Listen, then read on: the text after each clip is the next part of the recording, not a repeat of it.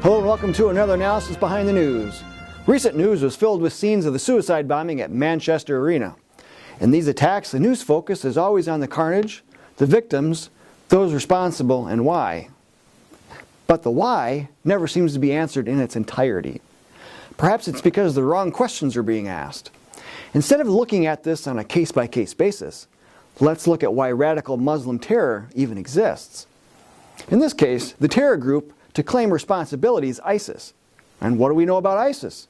Plenty. The New American magazine has extensively covered the organization and its leaders. A 2015 headline revealed much. Globalists using Muslim terrorists as pawns. It documents the Obama administration as well as the George W. Bush administration supporting Islamic militants who were providing organized opposition to those the U.S. did not want to see in power. But, as the author wrote, exploiting Islamists and fanning jihad to advance a totalitarian global agenda is hardly a new phenomenon. Now let's take the first part of that quote first. Exploiting Islamists and fanning jihad. William Jasper, writing in the New American in a 2007 article titled "The Real Terror Paymasters," describes how Moscow, since at least 1972, carried out a plan of radicalization that turned Middle East Muslims against America and Israel. Their reasoning behind this?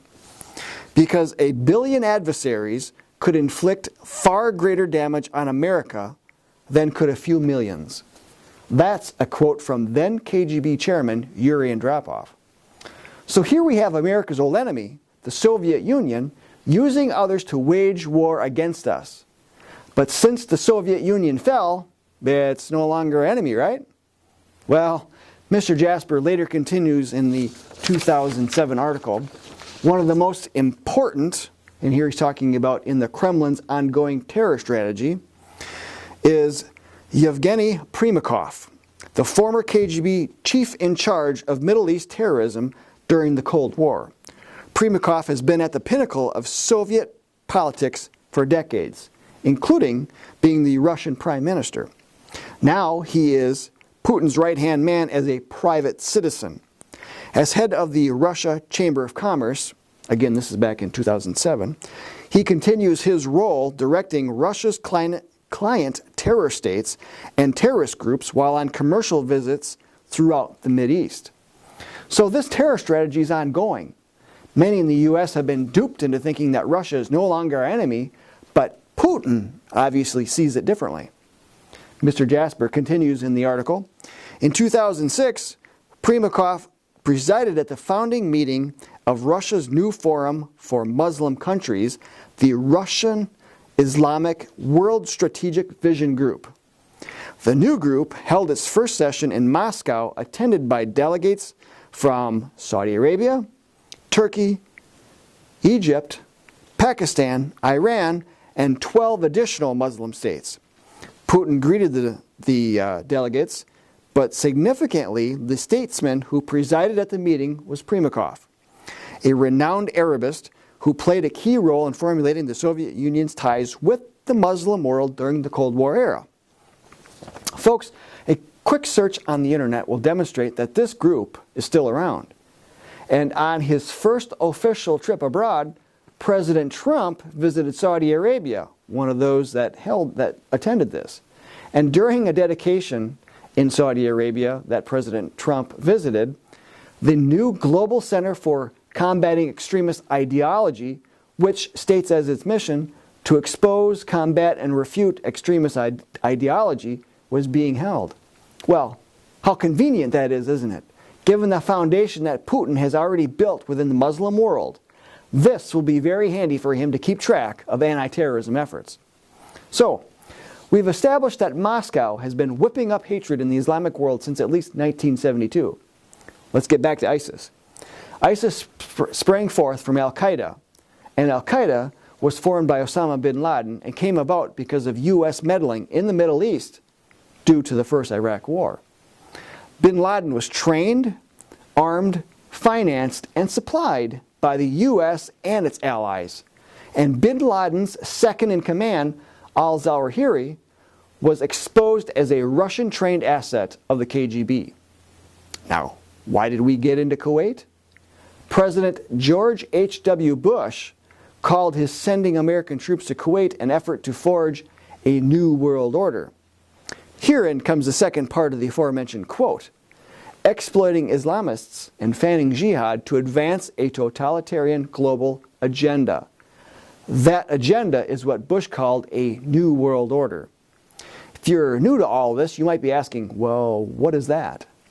Simply put, the New World Order is a global system of political and economic control over humanity. And how does this occur? Through the implementation of a world government, which continues to be built piece by piece, one trade agreement or entangling alliance at a time, into regional blocks of governmental bodies that slowly take away the ability of individual nations to govern themselves. And what do we know about the nature of government? That if left unchecked, it becomes an all-consuming tyranny.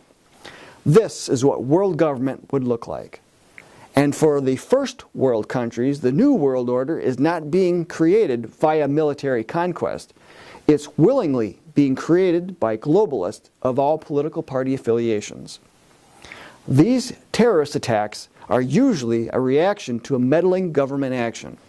And governments of the affected country then use this as an excuse to crack down on liberties in the name of security.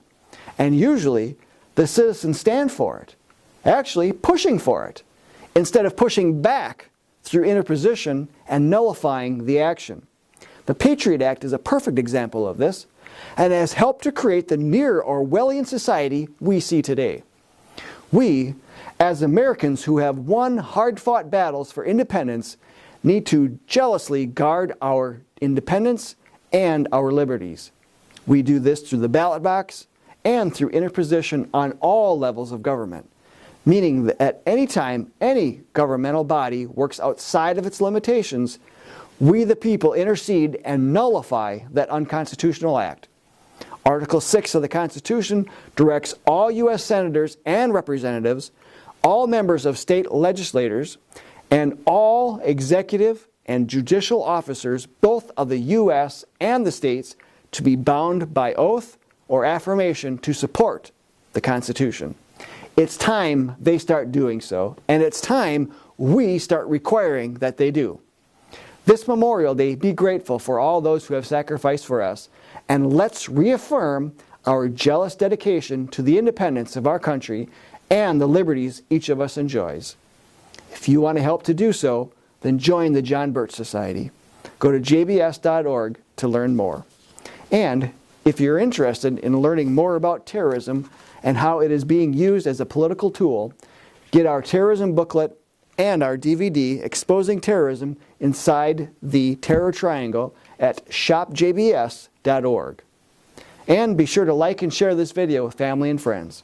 Sign up for our e-newsletters and subscribe to our social media channels. Until next time, we'll see you then.